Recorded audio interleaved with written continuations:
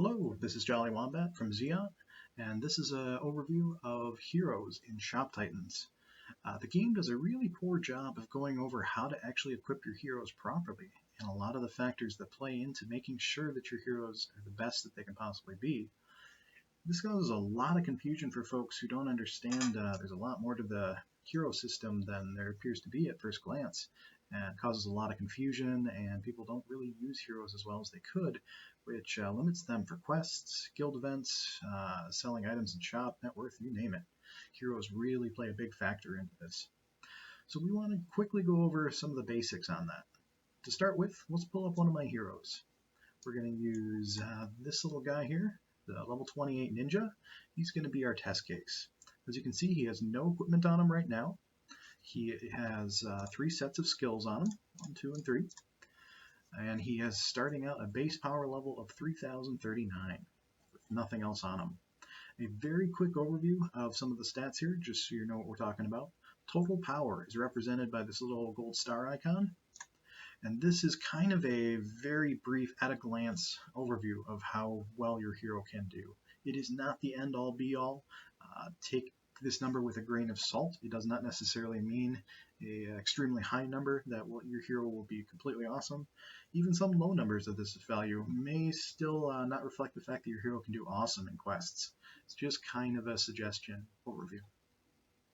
Some of the factors that play into this are the HP value. This is how many hit points your hero has. The attack value. A lot of folks don't know you can click on these values to find out some additional information which affects your heroes and how they're equipped and statted. Attack power has other factors in it, as you can see, for critical hit chance, which on this hero unequipped is 20%. It also shows your critical damage multiplier value, which is also extremely important for certain classes, which currently is at a 3 times value. Next up is defense. This is your armor value and how much you mitigate when you get hit by a boss.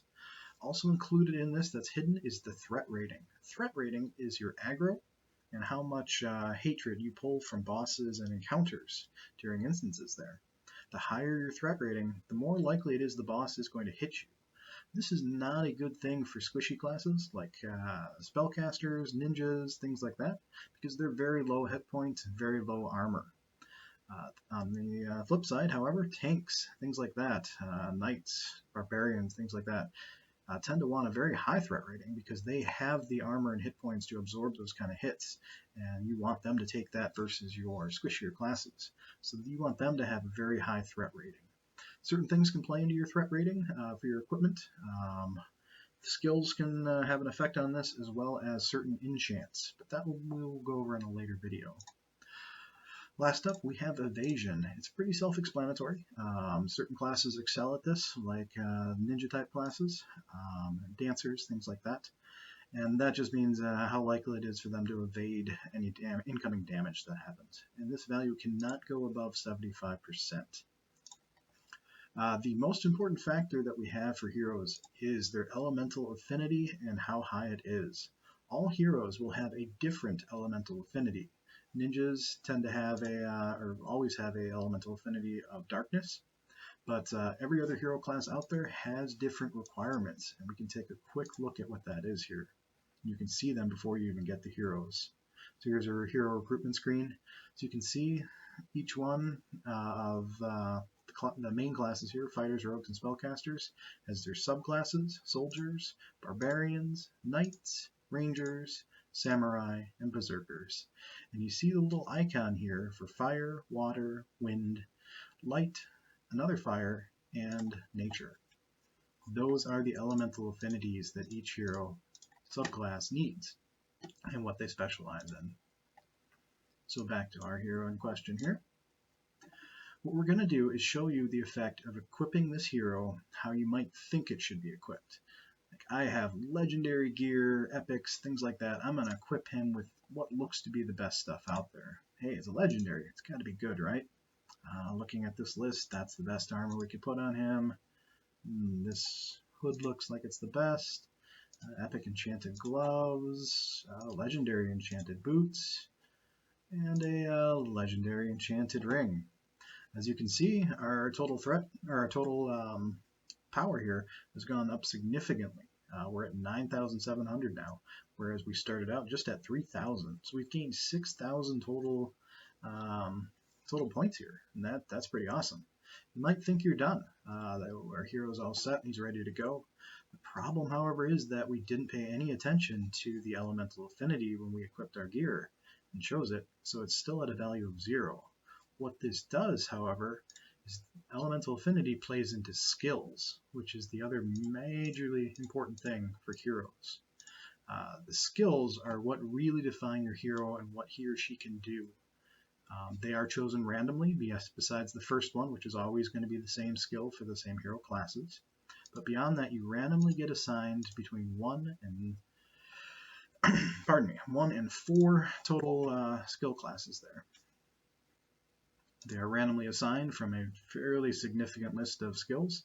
It could be anything from experience to plus attack power to specific weapon damage, extra threat, things like that. But these skills and how they combine are what make your hero really awesome or kind of crappy, honestly. And to go into a little bit further detail on why it's important that we need the correct elemental affinities, go ahead and click on the information next to one of the skills. This will tell you what this skill does at which affinity levels. So basic, we don't have any elemental affinity, it'll just give you these default values, which isn't bad. Plus 45% attack, 5% evasion, that's great. However, if we get up to 30 elemental affinity for darkness, that bonus goes up to 60% attack and 7% evasion. Likewise, at 60% elemental affinity, we've got 80% attack and 10% evasion. That's a pretty significant bump up there, and it really helps our hero. It has a huge impact on how they perform. Same thing for every skill out there. There are multiple levels of it. As you can see, it changes certain skills drastically from just purely defense up to both attack and defense. It can also have a multiplicative effect on skills like this one. We go from 50% attack with a dagger to 100% to 150% with a dagger. That's pretty huge, especially if you have very nice weapons. As I said, skills can be anything. You really need to pay attention to what they are when you get your hero, because they will all be different, and depending on how you have your skills might affect how you gear. So as you see, this character has a dagger or a related skill that boosts attack power with daggers. So I don't want to equip anything but a dagger for this hero, because otherwise this skill is entirely wasted. Bows don't work, swords, you name it.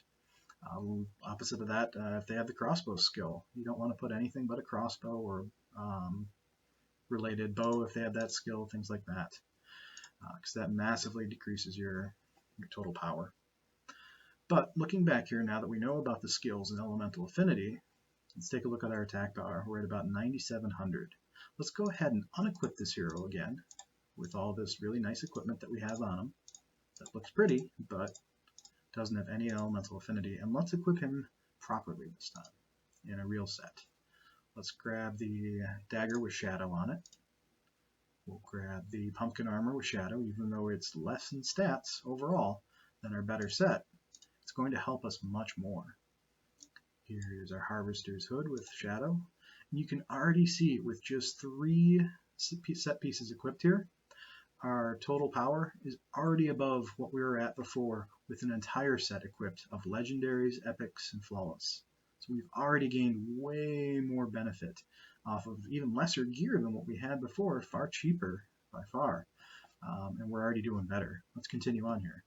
And as you can see, just as inside, all of our skills have gone up because we now have at least 30 elemental affinities, so we've gone up 1 level in our skill. So let's go back and finish this up here.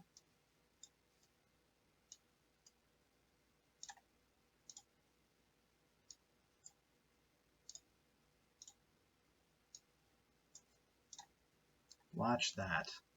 We started at 9,000 there for our previous fully equipped value with all that very nice equipment. Now we're at over 18,000. So we've more than doubled our starting value there for the awesome equipment. And this is just greens and a level 3 blue. Granted, our weapon is very nice, but the rest of the stuff is extremely cheap to get, equip, and repair. And look how much of a difference it made to our hero. having that correct elemental affinity activated all of our skills and really opened up what this hero can do. So as you see, that it just can't be told enough how much of a difference it makes, even using crappy gear, with the correct elemental affinity enchants on it. Keep in mind for enchants, there are 2 levels of elemental enchants. There's what I'll call a T1 and a T2 level. The T1 gives +5, and it doesn't have these little nubs on it that you see on the top and bottom. Tier 2 is a +10 to the value, and it does have these nubs. So if you're purchasing enchants or gear, make sure that those nubs are there. I wish they made it a little bit more obvious. Unfortunately, they do not in the game, but that makes a huge difference, and it costs about anywhere between 5 and 10 times the amount for those enchants, depending on if it's tier 1 or tier 2. In another video, we'll go into some of the intricacies of spirit enchants, because those are very customized to your hero and what you're exactly trying to do with them in your skill sets. But for right now, we'll just gloss over that. They do have a huge impact as well, however. But most importantly are your elemental affinities, because those unlock your skills. So as you see, massive increase having it properly enchanted, even with poor gear. Keep in mind that poor gear, even though it's a little less stats overall, you're getting more performance out of it. It's far cheaper for you to repair it. Legendary gear can cost over 1 million gold to repair it when it breaks. That's a lot of money. This stuff, if it breaks, it might be 100, 200,000 at most to repair it with enchants and everything else. That's a far better pill to swallow than having to cough out the money for legendary gear, trust me. There's plenty of time for that later on. Get yourselves good basic sets of equipment. The guild will help you out to get basic sets of equipment on your gear. We're not obligated to, but a lot of us in the guild will happily help you out in the Discord server. Just hop into the hero review channel, post some screenshots of the heroes you got, and we will help you out and try to get you set up with the best possible equipment that we can. This helps you for quests. This helps the guild for guild events, because it means you're getting more successful bosses down, which help our numbers, which helps the entire guild get more rewards for that, and the ultimate rewards of blueprints and things. That's the very quick and dirty overview of heroes, equipping, and elemental. Hope you enjoy. I will post more videos in the future with some of the advanced topics here, like how to reroll skills, seeds, specific enchant types, things like that. If you have any questions, let us know on Discord. Thank you kindly.